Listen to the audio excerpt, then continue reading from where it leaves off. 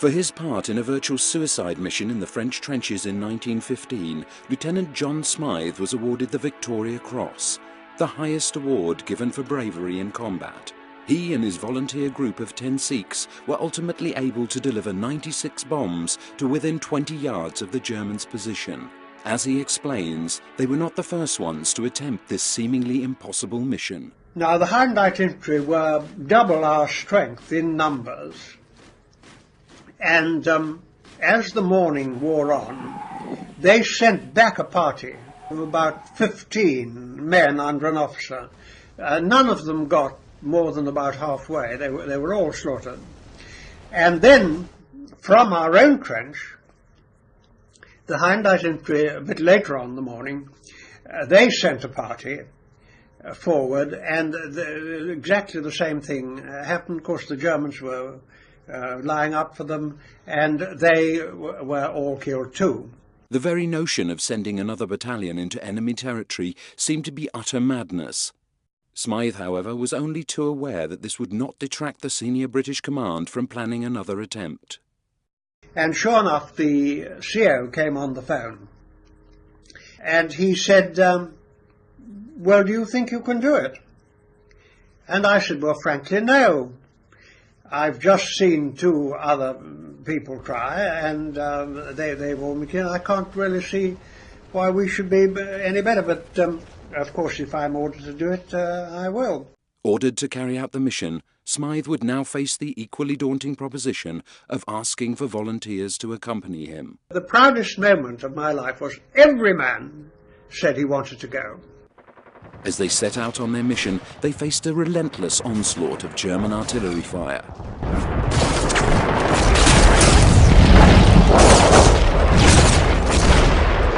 At 3 o'clock in the afternoon, I, with my 10 Sikhs, dropped over the parapet and started on our momentous journey.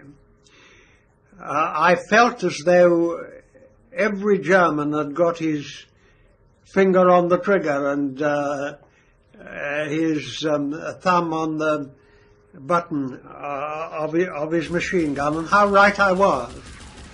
An enormous cascade of fire descended upon us.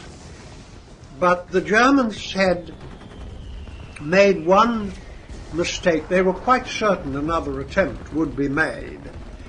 And in addition to the riflemen and the machine gunners, they laid on a box barrage of artillery, which had the effect of throwing up into the air a lot of the corpses which were strewed all over the ground, and really creating quite a lot of cover for us.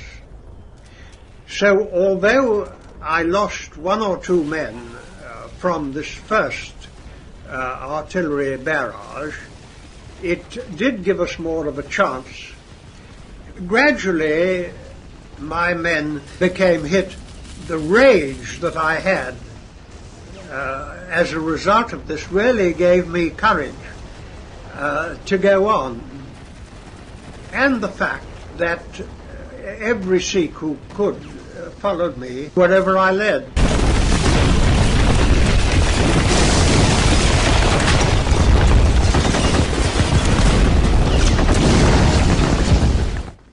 We eventually finished up, I and one Lal Singh, and eventually I arrived with 1 Sikh and 1 box of bombs in the front line trench.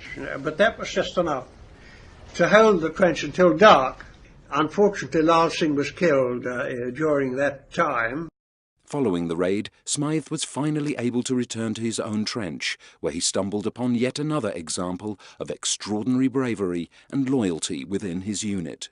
I walked back to my trench right across the open, and on the parapet of our trench I found my orderly, Isha Singh, who had sat there all the time from 3 o'clock. He was the only person who was sure that I would come back. My death had been reported long before to the CEO. He stood up and he saluted and he said, "Wagaruji ka Khalsa, Sri Wagaruji ki Fateh," which was the Sikh war cry. The terrible loss of life is something that haunted Smythe for the rest of his days, and he is left in no doubt about what contributed to the success of the mission.